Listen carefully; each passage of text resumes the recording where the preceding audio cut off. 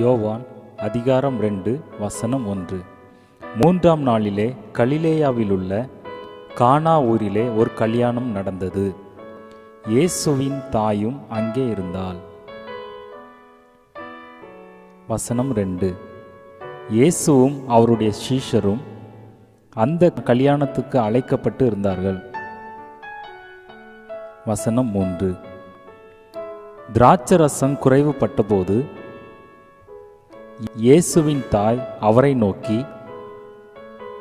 அவர்களுக்கு திராட்சரசம் இல்லை என்றாள். வசனம் 4. அதற்கு இயேசு, ஸ்திரீயே, எனக்கும் உனக்கும் என்ன? என் வேளை இன்னும் வரவில்லை என்றார்.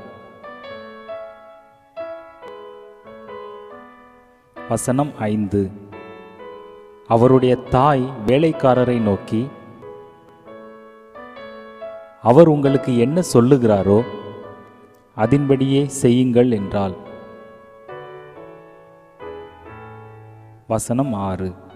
யூதர்கள் தங்களை சுத்திகரிக்கும் முறைமையின்படியே ஒவ்வொன்று 2-3 குடம் தண்ணீர் கொள்ளத்தக்க 6 கற்சாடிகள் அங்கே வைத்திருந்தது.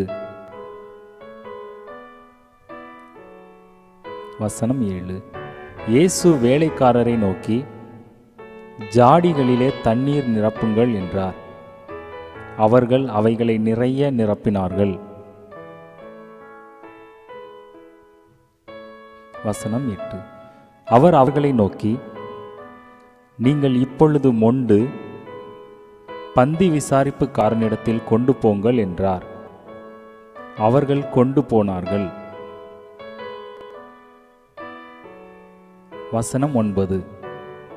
அந்த திராட்சரசம் எங்கே இருந்து வந்ததென்று தண்ணீரை மொண்ட வேலைக்காரருக்கு தெரிந்ததே அன்றி பந்தி விசாரிப்புக்காரனுக்கு தெரியாததினால் அவன் திராட்சரசமாய் மாறின தண்ணீரை ருசி பார்த்தபோது மணவாளனை அழைத்து, வசனம் 10. எந்த மனுஷனும் முன்பு நல்ல திராட்சரசத்தை கொடுத்து ஜனங்கள் திருப்தி அடைந்த பின்பு ருசி குறைந்ததை கொடுப்பான். நீரோ நல்ல ரசத்தை இதுவரைக்கும் வைத்திருந்தீரே என்றான். வசனம் 11. இவ்விதமாக இயேசு இந்த முதலாம் அற்புதத்தை கலிலேயாவில் உள்ள கானா ஊரிலே செய்தார். தம்முடைய மகிமையை வெளிப்படுத்தினார். அவருடைய சீஷர்கள் அவரிடத்தில் விசுவாசம் வைத்தார்கள். வசனம் 12.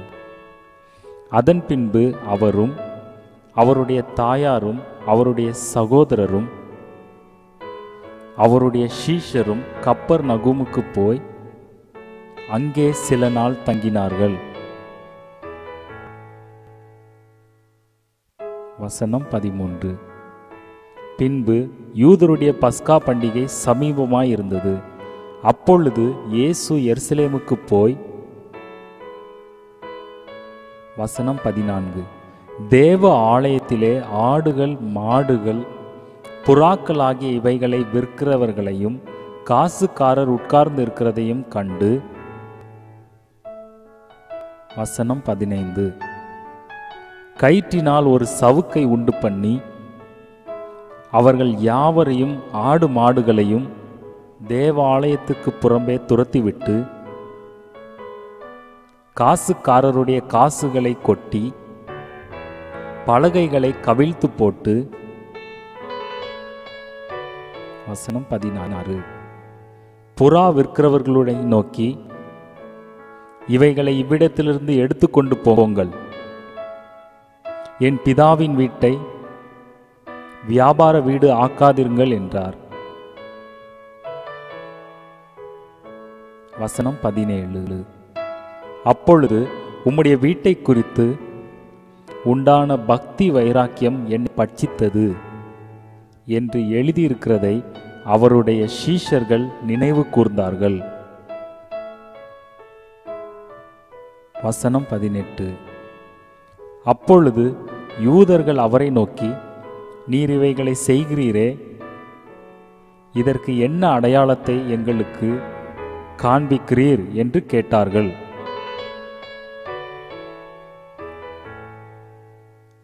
வசனம் 19. இயேசு அவர்களுக்கு பிரதியுத்தரமாக, இந்த ஆலயத்தை இடித்து போடுங்கள், 3 நாளைக்குள்ளே இதை எழுப்புவேன் என்றார்.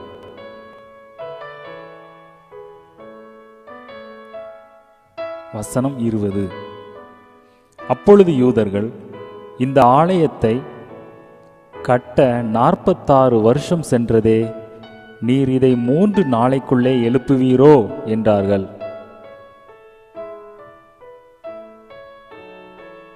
வசனம் 21.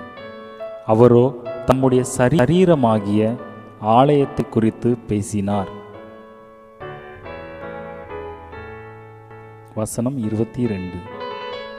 அவர் இப்படி சொன்னதை அவர் மரித்தோரில் இருந்து எழுந்த பின்பு அவருடைய சீஷர்கள் நினைவு கூர்ந்து வேத வாக்கியத்தையும் இயேசு சொன்ன வசனத்தையும் விசுவாசித்தார்கள்.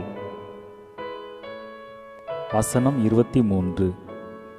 பஸ்கா பண்டிகையிலே அவர் எருசலேமில் இருக்கையில் அவர் செய்த அற்புதங்களை அநேகர் கண்டு அவருடைய நாமத்தில் விசுவாசம் வைத்தார்கள். வசனம் 24. அப்படி இருந்தும் இயேசு எல்லாரையும் அறிந்திருந்தபடியால் அவர்களை நம்பி இணங்கவில்லை. வசனம் 25. மனுஷர் உள்ளத்தில் இருப்பதை அவர் அறிந்திருந்தபடியால் மனுஷரை குறித்து ஒருவரும் அவருக்கு சாட்சி கொடுக்க வேண்டியதாயிருக்கவில்லை.